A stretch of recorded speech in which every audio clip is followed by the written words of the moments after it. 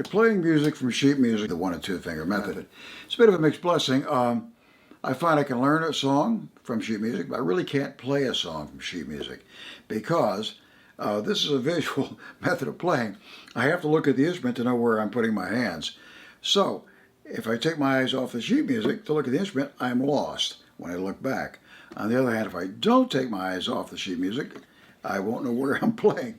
So I have to learn the song in sections. I learn a few bars at a time. And what I'm looking for when I'm doing that is a pattern. I'm looking for a repeatable pattern, a familiar pattern. So what we're going to do here is take kind of a generic approach. We're going to take two songs in this video that we have played together, Twinkle Twinkle Little Star, and then The World is Waiting for the Sunrise. The Twinkle Twinkle is just all one finger on the left hand. We play it in a couple of different positions. And then The World is Waiting for the Sunrise. We kept that one in one key, but that's more than enough at the time because, in fact, the arrangement I use, we use all four chord shapes. You know, the straight finger +1, +2, and +3 that we discussed earlier in video 5.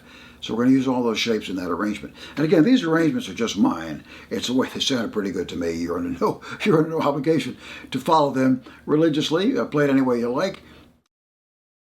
The first graphic I've uploaded is Twinkle Twinkle, and it's the original sheet music from a ukulele songbook. I left little ukulele chords on their display because that's what you're probably going to see if you play along with a ukulele group. You'll see the ukulele chords. They don't really apply to us at all. However, you might be able to use them to find the notes within a chord. If you come across an exotic chord that we haven't covered, you can just, again, look at the tuning and say, let's see, G, C, E, A are the strings, count the frets alphabetically, and painstaking effort, you can come up with the notes that are in that chord. Now you might see, where can I play that on my instrument using my tuning? That's about the only time you might find a use for those chord shapes. I went ahead and whited them out for the other copies because they really don't do us any good. Now, just for fun, I've uploaded my sheet music from Route 66. That's one of the very first songs we learned back in classes after the pandemic at the Ukulele North Carolina Academy. You can see I really went over the top with notation on that. On the back side, I scribbled all the chord shapes that I could think of, all the different ways of playing the same chords, the different forms up and down the neck, so I could play it a bit more expressively. I had an E down here, and an E up here, an E up here, and anyway, and I made notes to that effect. That is not a model of how to do it. It's a real mess, but it's a start. But I did write notes that I could understand, that I could interpret, nobody else could, that reminded me of where I was going to play that song. Yeah, so we first do it in C. Now you notice on the ukulele, well, here's where the musical alphabet comes in handy. Once we're playing a song, all we really care about is where we're going to place our fingers physically on the neck. We don't even have to know the name of the chords or the notes. However, the musical alphabet does come in handy in communicating to other players what we're doing, where we're playing, and communicating from the sheet music to our instrument where we want to play the song. So, well, we know that we're tuned to a G chord, and our root is on the 4th string. Now we use the musical alphabet. We recite the alphabet: G, G sharp, A sharp, B, there's no B sharp, next comes C. Okay, we're looking for the C. Well, the song is written in the key of C, the first chord is C, and that's on the 5th fret. So our C major chord, 5th fret. So we write in parentheses, I've written 5 next to the C chord on the sheet music. The next chord, it says, is F. Well, continue the alphabet. C, sharp, D, sharp, E, there's no E sharp, the next is F. F is on the 10th fret. So next to the F letter, I write in parentheses 10. So I've got 5 and 10. And then for G7th, which is the 5 chord, well, let's see, we're in the key of G. Well, okay, that's it. We're tuned to G, so that's it. It's open. We write 0 or O in parentheses next to G7th. Now, I'm not going to play a G7th for most of the song because I think the G major sounds, and by the way, play whatever sounds best to your ear. In my case, the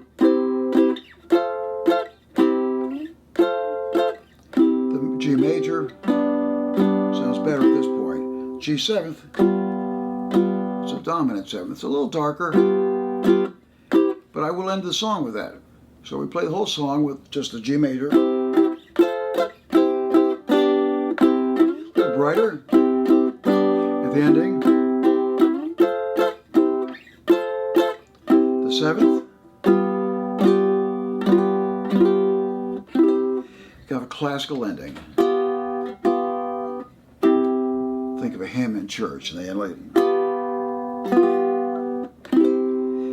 It creates musical tension, which we then resolve rather dramatically with the root.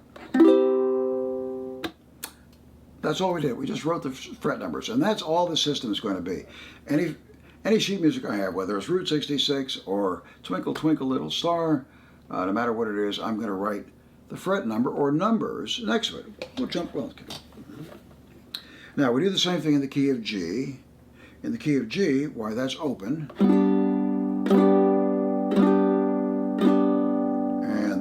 Four chord is a C. Well, we already know where C is. We just found it. It's on the 5th fret. But I will write next to G, I'll write O or 0. C, I'll write 5. And then I'll write next to D 7th, I'll write 7, the 7th fret. Okay, and then of course for the baritone, we have, the key of C.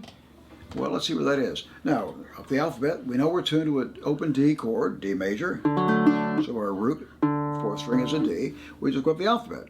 D sharp, E, F sharp, G sharp, A sharp, B, C on the 10th fret. Now, if we're really cool, if you're an experienced player, you recognize that there's also a D up here on the 12th fret. Why don't I count backwards?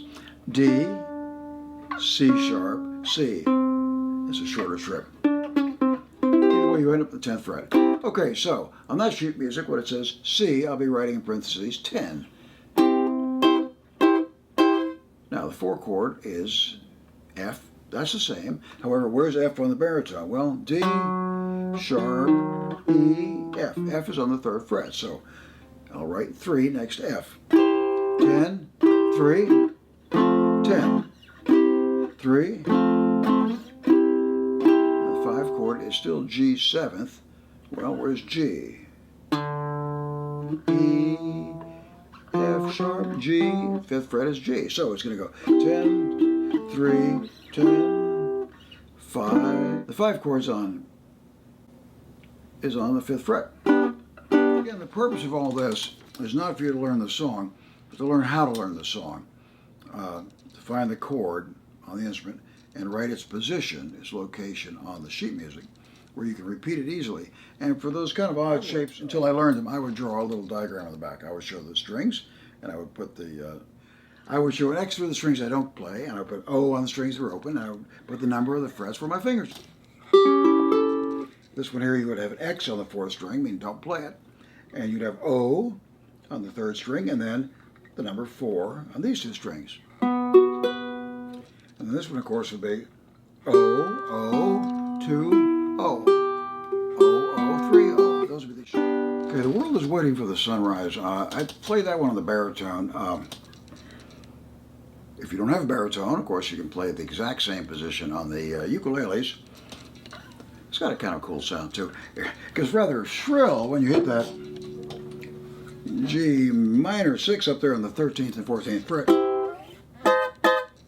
But if you have a good quality instrument, still make it work. Okay, so now this arrangement is pretty much the way I play it.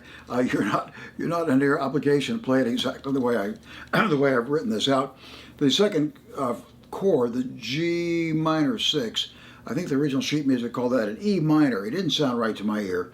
It could have been an E diminished. Well, the E diminished and the G minor 6 were virtually the same chord. So anyway, I just stuck with the G minor 6. So anyway, I did the exact same thing. I simply wrote in parentheses the fret numbers that I was going to play, and numbers this time that I'm going to play it on. So notice this time we have some We have the other three shapes. We have 2 plus 1, plus 2, and plus 3 fingers. Plus 1, 13th and 14th fret.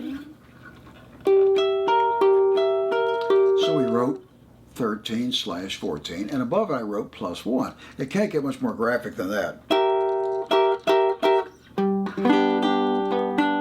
9, 10, in parentheses. 7th fret.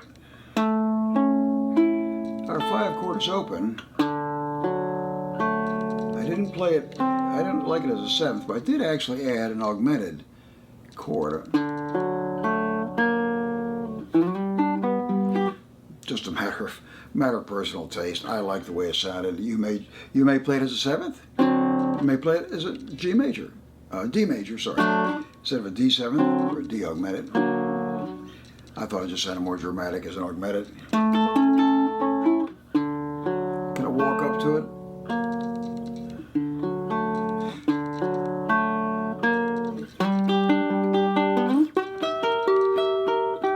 Now, nothing new here, but at the ending, we have the plus 2 shapes. We have the 9th and 10th frets, 9/10 plus 2, 8/9 plus 2, and it resolves back on the root, the G, on the 5th fret. Now, you'll notice, actually, I think I wrote on there the optional ending, the jazzier ending, where you go 9/10 plus 2, 8/9 plus 2, and then before I resolved it, we just slid the little finger over one string, did a plus 3. We did 8/9 plus 3, 9/10 plus 3.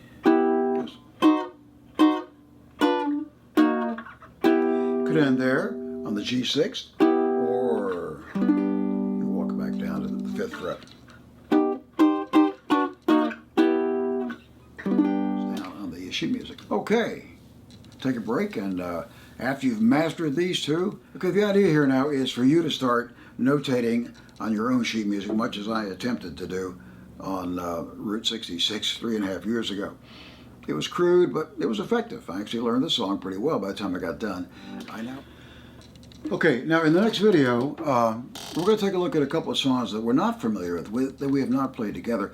I haven't quite decided yet, but I'm tempted to take a couple of Tin Pan Alley period songs that were written back in the heyday of ukulele, the 1920s and 30s, when professional songwriters were cranking these numbers out using a lot of jazz and ragtime structures. Very interesting musically.